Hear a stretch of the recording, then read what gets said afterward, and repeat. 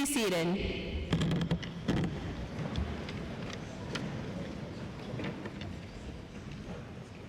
Good evening, and welcome to the baccalaureate ceremony for the class of 2019.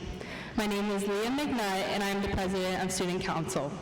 Tonight is a very special night for the students and their families, and we are grateful that you are all here tonight to share the tradition of honoring this year's graduating class. I would like to take a moment to welcome students, families, friends, faculty, administration, members of the school board, and Superintendent Dr. Andrew Hill to our ceremony. We owe it to these people for persistently supporting us throughout the past 4 years. To my classmates sitting here tonight, we're so close to being done. In 2 short days, we'll be walking across this stage, holding our diploma in our hand. We will leave this gym as Wadsworth High School alumni and look back on the memories we have made within these walls. But we first must reflect on the people who have gotten us to this point today. It would be nearly impossible without our families and those we rely on to lift us up for support. I, for one, know that my family has been my rock. I have been blessed with the most supportive grandparents, parents, siblings, aunts and uncles, and cousins. They have been there for me after every big test, every award ceremony, every school dance, and every game that I wore Wadsworth Grizzlies across my chest. Thank you. My teachers, you were the ones who continually reached out to me when I was overwhelmed with schoolwork and extracurriculars and offered me extra help. Mrs. Cousins was there whenever I was at a borderline mental breakdown with one of her amazing stories and hugs. Mrs. Herrick was there to hear all the drama at WHS. Mr. Schoonover was there to listen to all the crazy ideas I had. Mr. Austin was there to enlighten me on any and everything about the Amish lifestyle. Mr. Heffinger was always there when I needed a good laugh. And Mrs. Davis was there to fight through the pain of trying to teach me how to sing just so I can be in choir with my little sister. Thank you. My friends and my classmates, you have had the most patience with me and have been the best supporters throughout this journey of high school. Thank you. So, on that note, I encourage you tonight to take a moment, look around at all the people who have loved you throughout this entire journey. Look at the people who refused to give up on you, the ones who got you dressed for your first day of kindergarten, the ones who held your hand and watched you to the bus, the ones who drove you to your first team practice, and the ones who held you tight in their arms, the ones who made countless dinners for you, the ones who continually quizzed you on material you didn't know the night before a huge test, and the ones, finally, who are here tonight, again, to support you. We are truly blessed to have this foundation around us. So, before you leave tonight, make sure you recognize and appreciate all those who saw something special in you. As we move on to the next chapter in our lives, it's inevitable that we will experience so much change, which can bring a sense of anxiety. The change may be scary, but something will remain the same. That's God's genuine love for all of us. God is a constant and is always with us. He will provide in times of desperate need and offers joy, hope, and peace when we put our trust in Him. He will lead us in the direction that needs to be taken. I thank everyone again for coming out tonight to share another night of celebrations for the class of 2019. Dear classmates, the next 2 days are going to come and go, and just like the past 4 years, time is going to fly. So I want to leave you with this as we move on to the next chapter of our lives and look back and remember the past 4 years. As the Zac Brown Band said, "It is a game you can't win, so just soak it in and enjoy the ride." Class of 2019, thank you.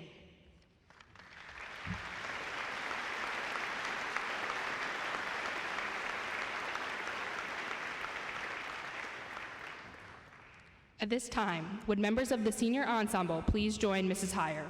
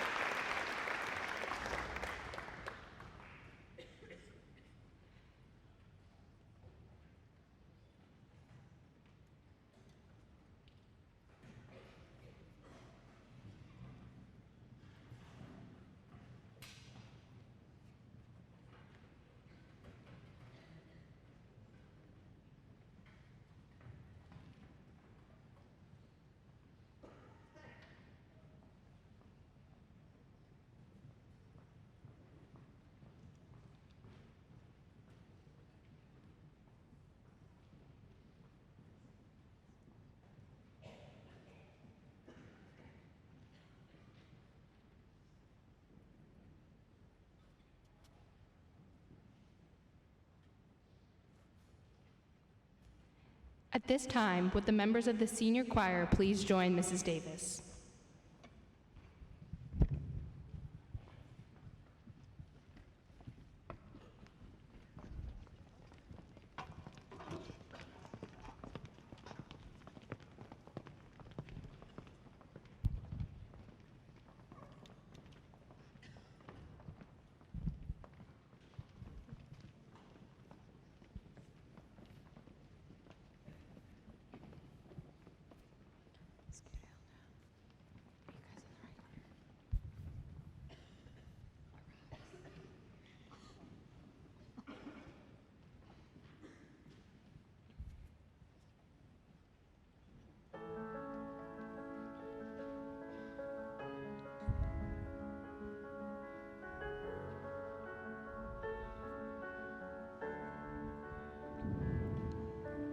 I keep fighting voices in my mind that say I'm not enough.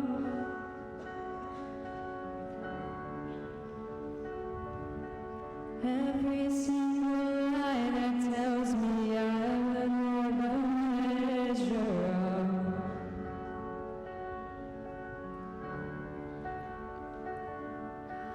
Am I more than just the sum of every high and every low?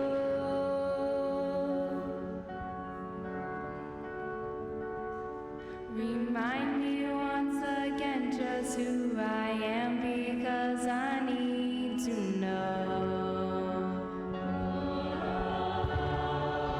You say I am lost when I can't feel a thing. You say I'm strong when I think I'm weak. You say I'm held when I am falling short, when I don't belong. Oh, you say I'm yours, and I believe. Oh, I believe what you say of me. The only thing that matters now is everything you think of me. In you I find my worth, in you I find my identity. You say I'm loved when I can't feel a thing. You say I'm strong when I think I'm weak. You say I'm held when I am falling short, and when I don't belong. Oh, you say I'm yours, and I believe. I believe what you say of me. Yes, I believe. Taking all I have, and now I'm laying it at your feet. You'll have every failure, God. You'll have every victory.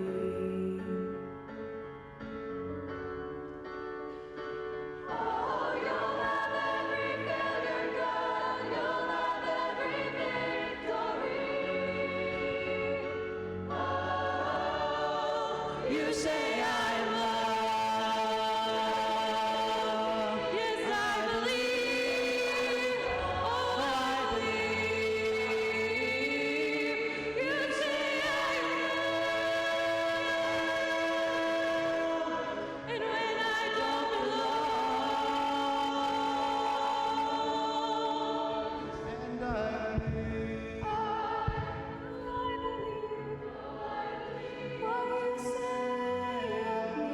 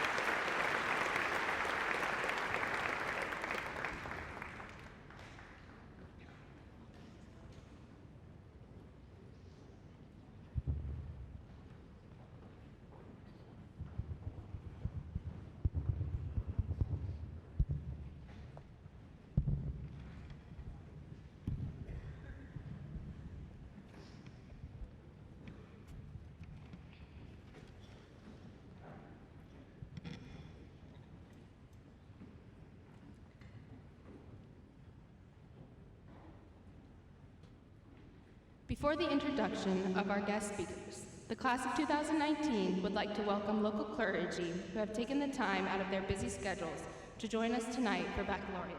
Thank you.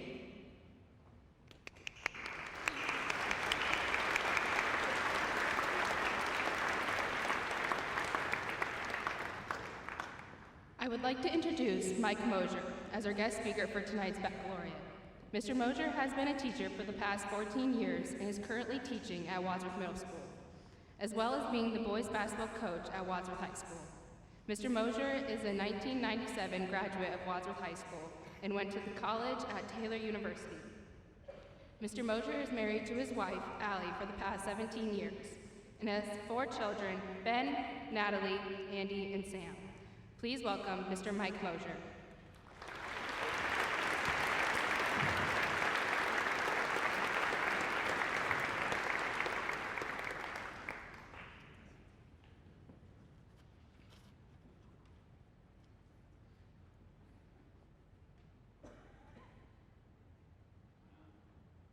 Am I on? Good. I'm not used to this, sorry. Fancy gear here. Quick story here. When you guys are all sitting up here, back in 1997, every other person was red and white. And I don't remember if it was baccalaureate or graduation, one of the 2 events, doesn't really matter. I was supposed to be the end of this row over here, somewhere in the middle back here. Well, I got a little bit freaked out when I walked up here and didn't think there was going to be an end seat there for me. So I did what anybody would do and took the next row over.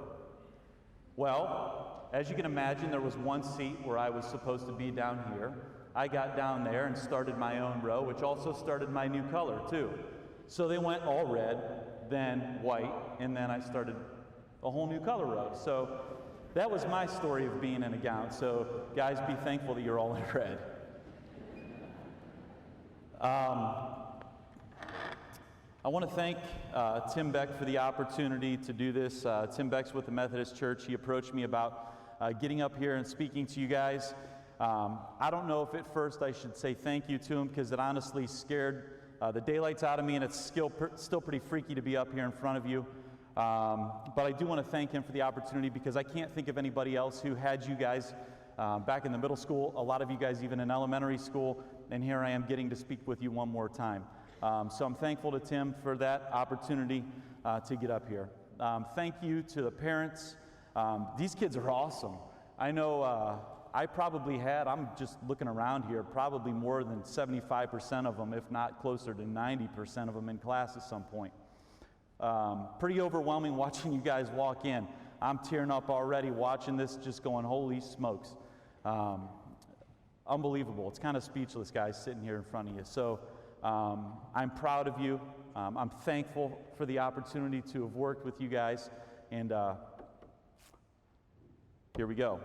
How many of you parents graduated from Wadsworth High School? Raise your hand. Yeah, a good chunk of you. I did too, obviously. Wadsworth, to me, has a special place. I chose to bring my family back here and raise them here and send them through the school system. I had the opportunity yesterday. The Bruin came to my house, the school newspaper there, and it was funny watching what some of you guys had to say in there. Some people never changed. You know, the goofy kids are still the goofy kids, and the kids that are saying serious things are still doing that too. But one of the things that I appreciate what Leah said up here is kind of what my high school basketball coach said to me, and it stuck with me, and I try to echo it to as many kids as I can. And he says, it's great to be a Grizzly. And when I'm reading her picture yesterday, it says something like, once a Grizzly, always a Grizzly. You guys have an awesome opportunity here to go through the school system, so thank your parents for it someday, because this sure is a great place to be. One of the things I pray often, and this is really scary, I pray for the opportunity to be in situations where I will fail if God doesn't take control of the situation. And I know that's scary, and I don't do it often because it's scary. But I prayed that a couple weeks before Tim Beck came and approached me and asked me to speak to you guys. I don't know when I asked for that prayer that this is exactly what I had in mind, because this is like scary to the next level. So when I'm up here And the things that I want to talk to you about, you guys got to understand, I'm coming from a place of someone who's trying to figure this out as well. I'm learning, I'm under construction, I guess I hope to always be. But I want to share with you guys some things that I am learning and some things that I am walking through because they're, I think, relevant for you guys. You know, I'm not a pastor, I'm not a youth leader, I'm not a public speaker, I'm your gym teacher. So if anything good comes from this talk, I'm going to tell you right now, I'm giving full credit to Jesus Christ for the opportunity to speak to you guys. I have prayed often, a lot, very hard, that he would just speak through me because my words aren't going to be very good. I could have titled this speech, What I Wish I Knew at 18, because it's going to talk a lot about some of those kind of things. And again, I don't have it all figured out, but these are some things I wish I knew when I was your age. The three main points I want to make are know your why. Number one, know your why. Why do you do what you do? What's your purpose? Number two, don't underestimate your influence. Don't underestimate your influence. And number three, be where your feet are. Those are the three things I want to hit up, okay? So my story, how I ended up here, and this is as best as I can tell you how I ended up here. So about 7 or 8 years ago, up until that point, I was always looking for what's the best thing I can do. There's got to be something more out there. Something's going to make me happier than what I'm going through right now. And to be honest with you, I spent the first, this is year 16 for me with teaching, 14 here in Wadsworth. I probably spent the first 7 or 8 years trying to find anything and everything to do other than teach. So my wife and I were sitting in church, and nothing worked out, by the way, and I couldn't figure out why. I'm like, why can't I get this job? Why can't I get that job? Couldn't figure out why it wouldn't work out. My wife and I were sitting in church one day, and this thing pops up on the board, and it's to go see this guy talk. And the guy's name kind of sounded familiar, but that's kind of another story. And I looked at her and I said, I feel like I'm supposed to go hear this guy talk. And I think she kind of looked at me nuts because I'm not the kind of person that typically goes and sits through a conference. Well, I go, and the guy asks a question right out of the gate. He says, why do you do what you do? I had absolutely no clue how to answer that. No clue. So I start, totally absorbing what this guy is saying. Well, he writes this book, right? And I'm not getting any money from this book, but I'm going to refer to it a lot. This book's called Lead for God's Sake. Okay, if you haven't checked it out, I promise I'm not making any money off of it. Phenomenal book. So I get that book and I just start digging through this. And I get addicted to what this message has to say.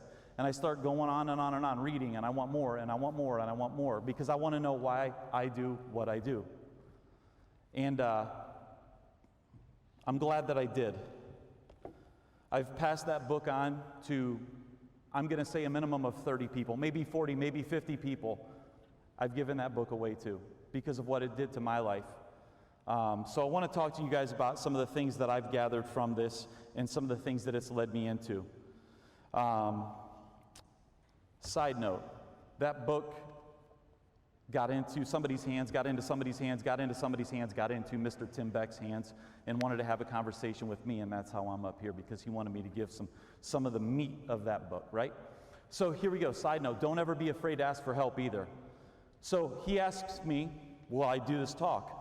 So I already told you, I immediately go into freak out mode, right? So I find this guy on Twitter, and I'm like, I don't have a clue, he's probably never going to respond to me. But I'm going to shoot him a message, say, I got to give a talk, and they want me to give a talk on some of the things that you're saying. 30 minutes later, this guy responds back to me. Blew my mind. He said, what's your cell phone number? So I give it to him. Well, next day I'm playing with the kids in class. I check down, and I know the guy's from Indiana somewhere. And I look down, and I got a missed call from Indiana. I'm like, holy smokes, I think this guy called me. So the next day at school, I'm keeping my phone glued to me because I want to be able to answer it if this guy calls. Sure enough, same exact time, phone, Indiana. It's the author. He calls me. Okay? I'm praying like crazy. You guys, Leah, you said something up here a minute ago, God comes through when we need help. I immediately prayed, I need help. And now we've got the author calling me. We have a 45-minute conversation, and he's going, here, talk about this, and we just had this awesome talk. He says, hey, what are you doing next weekend? I said, I don't know. He goes, I'm actually in your area, and I'm going to be up talking to some coaches. and I'm going to give a clinic on coaches and talking about how we as coaches and teachers can get some things across to kids. So I'm like, oh my goodness gracious. All right, so I show up there. That's last Saturday. He goes, hey, what are you doing Sunday? I go, I don't know why. He goes, I'm actually giving a baccalaureate talk down about an hour from here. So my hair on my arms is standing up at this point. So I go last Sunday and listen to this guy give a baccalaureate talk. Now I'm telling you, I'm not nearly as cool and as polished as this guy is, but I'm telling you, this experience to me has been a great faith strengthener because I've watched God come through in the last couple of weeks in an amazing way. So first point, know your why. Why do you do what you do? What's your purpose? I think before we can get into anything, we got to understand why we're here in the first place. Why am I here in the first place? Because I think if you can't get past that question, then you're going to be floundering around like I was. Well, I'm going to cut right to the chase, and I'm going to tell you, I know why you're here. You're here for the same reason I am. You were created for a relationship with God. Right there, it's that simple. You were created for a relationship with God. The second part of that is you were created for relationships with those that God has placed in your life. So relationships with God, relationships with other people. And we have a response to that, and we're supposed to love God back and then love those that God has placed in our life. Society tells us we should follow our passions. I'm going to flip that around on you and tell you that purpose should come before your passions.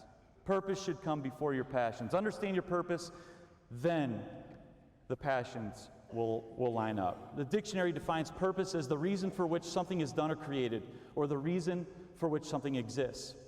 Passion is a strong and barely controllable emotion. Okay?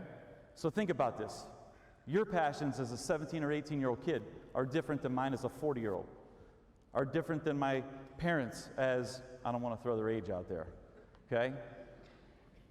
Just following your passions can get you in trouble. I look back on my life, I follow my passions sometimes, and they led me down some roads that I didn't need to go, okay? So if you just start chasing your passions, those are changing all your life. They're changing when you're 18. They're going to be different when you're 25. They're going to be different when you're 30. And my passions are obviously different than yours. I've got to keep my purpose in mind when I consider my passions.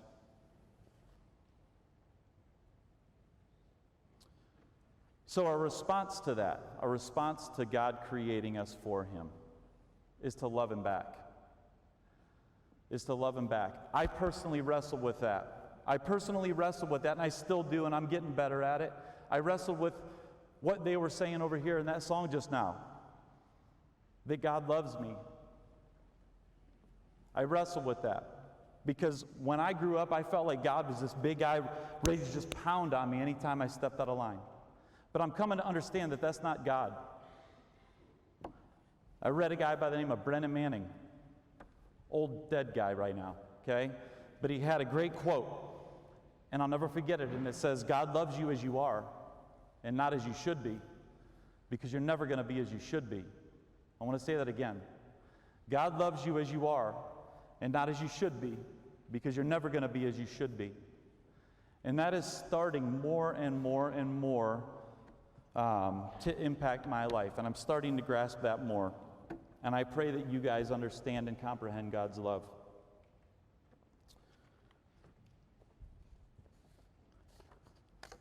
Next point, don't underestimate your influence. And I'm going to try hard as heck not to break down with this one. You guys hear a lot about leadership lately. And what leadership really is. I'm going to break it down and keep it really simple. Leadership is simply influence. It's the ability to influence. We have the opportunity through our relationships to influence those right in front of us. I was one who thought leadership and influence belonged to the guy with the title, the guy with the certain position, that it wasn't something that everybody should achieve. Now, let me ask you a question. Do you guys all have the ability to influence somebody? Give me some examples. Throw it out there. Just yell. It'll make me feel better. You can't be wrong.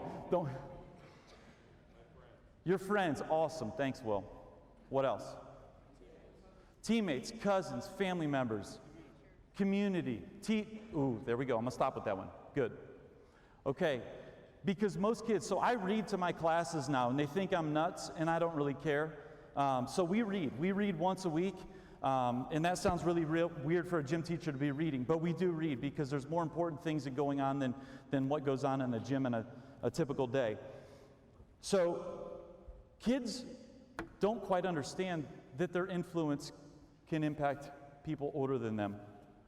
You don't understand all the time. That's a rare answer right there. She said, you impact your teachers.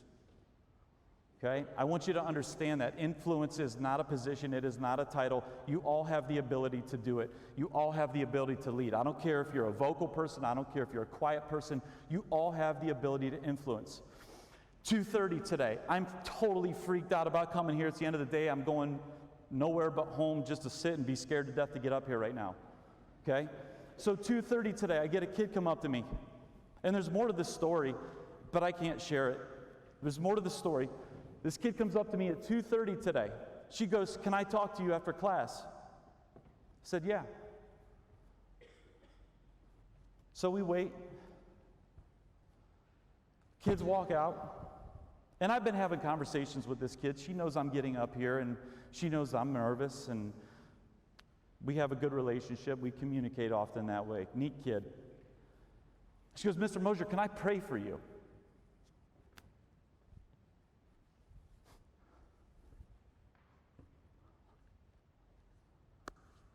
Never had that happen to me. I don't know that I'll ever have that happen again. A 13-year-old kid, maybe she's 14, I don't know. She says, "Can I pray for you?" And I'm speechless. I get home, I call my wife, she starts crying, right? This kid prayed the most beautiful prayer I've ever heard.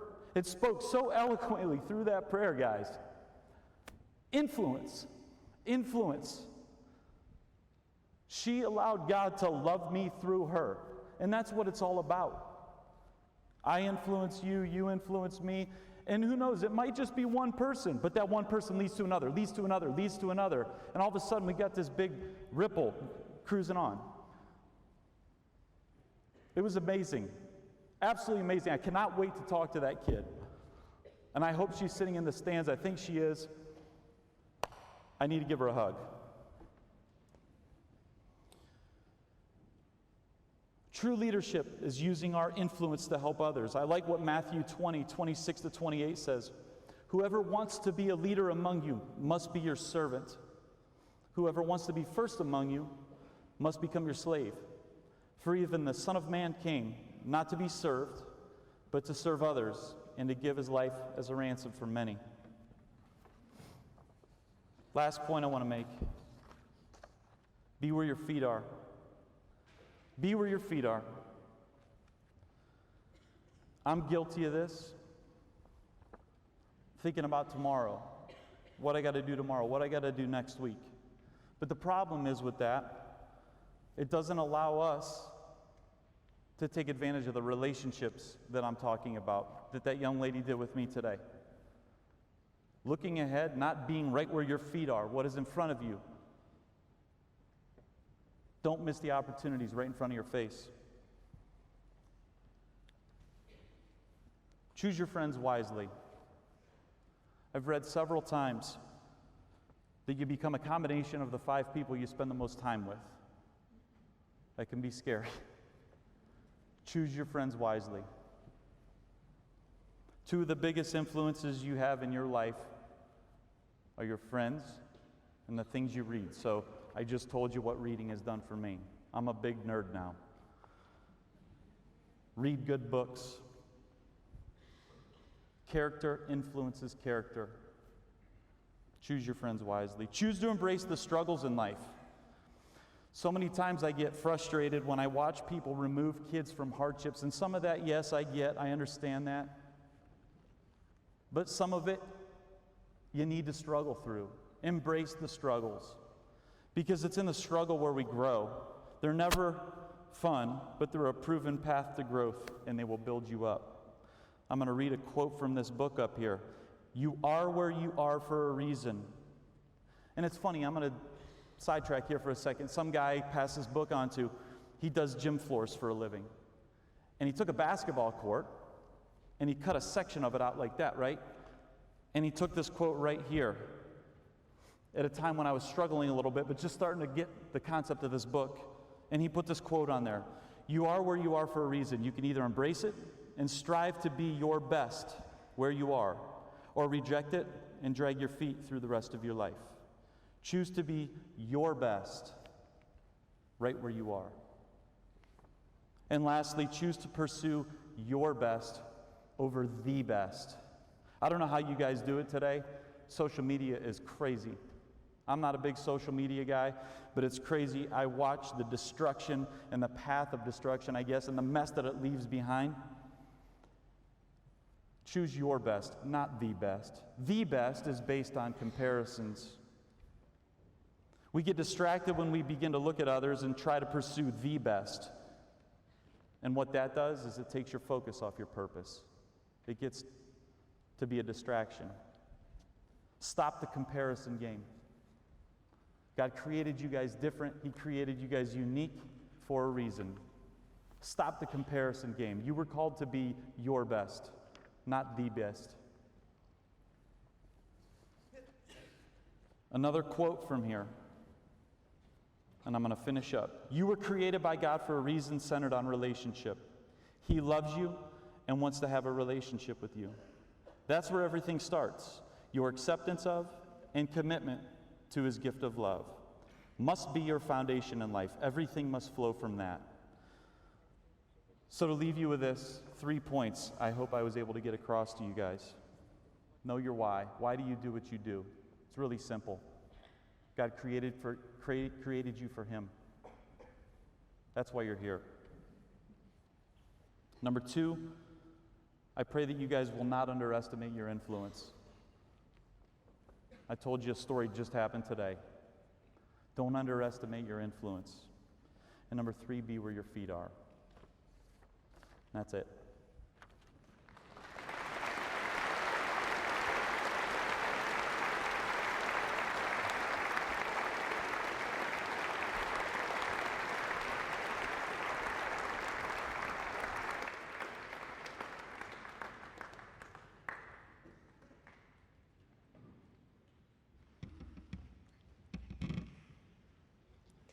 Thank you very much, Mr. Mosier. I now invite all of you to take part in the flower dedication ceremony. These flowers symbolize our respect, appreciation, and love for the people who have taught us patiently and influenced in a positive manner. Fellow classmates, please follow the usher's directions to dismiss by row from the front and back to obtain carnations to give to those special people who have encouraged you through your high school career and led you to this occasion. Please return to your seat when you have finished. Thank you.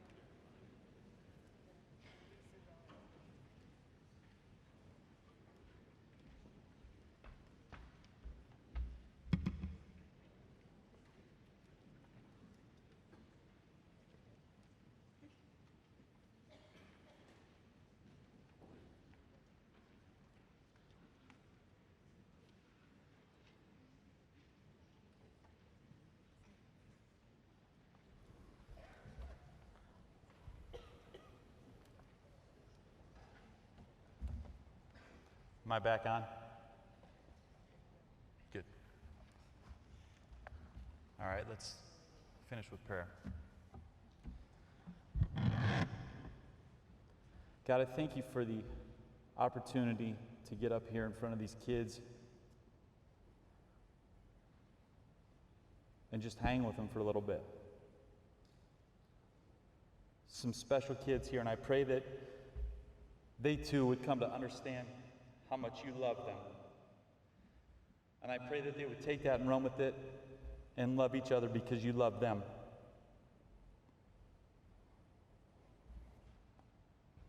Paul tells us in Ephesians 3:16 through 20, I pray that from his glorious, unlimited resources, he will empower you with inner strength through his Spirit. Then Christ will make his home in your hearts as you trust in him. Your roots will grow down into God's love and keep you strong. And may you have the power to understand, as all God's people should, how wide, how long, how high, and how deep his love is. May you experience the love of Christ, though it is too great to understand fully. Then you will be made complete with all the fullness of life and power that comes from God.